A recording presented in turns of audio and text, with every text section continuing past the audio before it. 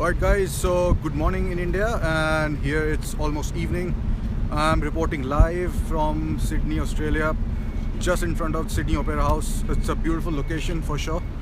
It's a little cloudy today. It's winter here in Australia, and but that doesn't stop us from riding motorcycles, does it? Now, as you know, down below I've written that the main question is that when is the BMW G310R coming to India? So we all know that it's already, it's made in India. It's made by TVS in India, and yet they haven't launched it in India. I mean, they're launching it in, I think, Malaysia. They've launched it in here in Australia. They've launched it, I think, in US. But why haven't they launched the G310R in India? Never mind, I don't know the answer to the question. Perhaps somebody knows. But here, let me show you where I am with this beautiful motorcycle. There's the Sydney Opera House, and here's the made in India BMW G310R. And let me tell you up front, it actually looks quite beautiful, and it's nothing to do with the location, trust me. The bike really looks beautiful, and although it's small, it doesn't look like a 300cc motorcycle, especially with the exhaust. The exhaust is actually quite big. I don't know if you can figure out from this angle, but it's quite big. And this bike, which is made in India, is reeks of quality. I mean, I don't know if you can figure out from here, but even the switch gear, the paint work, everything is actually top notch. And I hope they retain the same quality when they are actually selling this in India. Now, the main question which I initially, started with is when this is coming to India. I don't know, but let's have a look at a few comparisons which it draws, obviously, with the Duke 390, which is its closest competitor right now. More so because that is also made in India. Now, Duke 390 is sold in Delhi ex-showroom for 2.25 lakhs. And this bike, the BMW, should come for around 2 for it to make any kind of impact in its sales. For me personally, I think this badge is what makes the whole difference to the bike. It has a few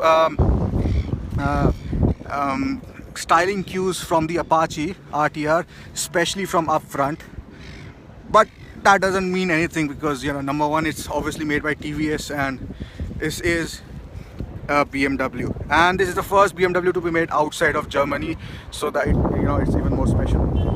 Now, the decision why they took to make this bike out of out of Germany is, number one, that India is an emerging market. I mean, a lot of scope for selling these kind of motorcycles over there, and the other is obviously the economies of scale, and it will cost much lesser than what it will cost to make it in Germany. So going on to other things which I can probably talk about is, let's talk about the specs. So this bike is around 158 wet, and the Duke 390, I think, is around 160. It's a little bit heavier than this, but that actually doesn't matter. Coming to the power, this is a 310. The Duke 390 is 390, but this one is 10 bhp lesser than the Duke 390.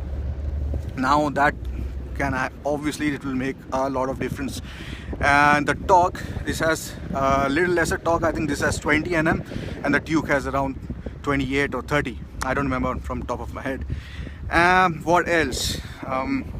In terms of dimensions, I think this bike will be suited a little better for riders which are a little less in height, because the saddle height is a little lesser than the Duke 390.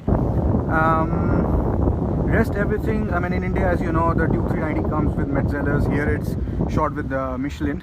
So I hope they have quality tires, when they're selling this bike in India. And I just rode it for 250 kilometers today. I took it into the mountains and everything, and the handling is absolutely superb. So, thank you so much, Vishnu, for correcting me. 28 Nm on this and 37 Nm on Duke. I don't remember all the figures on top of my head. And the other things which probably you might want to know is, let's have a look at the console. So it's a very no frills basic console, LCD console. It's nothing like what you have on the Duke, the new Duke 390. I mean, that is full color TFT, but this one is more towards the previous generation Duke 390 if you just want to compare.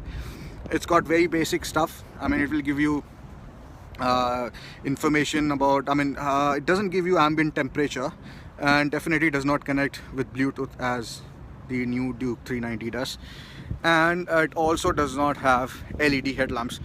Now for me, I think this bike, initially I was first time when I saw it, I think at Intermot, I was skeptical about it, but after riding it, the ride quality is come across to be absolutely stunning, especially the handling. I mean, I'm literally blown away.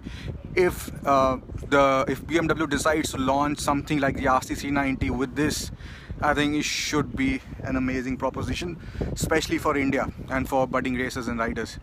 But for the time being, as we all know, we are waiting for this bike to actually hit the Indian shores. I mean, it's already in India. It's like just waiting to be released from the prison shackles. And then obviously we are also waiting for the GS310, which is the adventure motorcycle version of this. And I don't know when that will come, because even this is yet to come to India.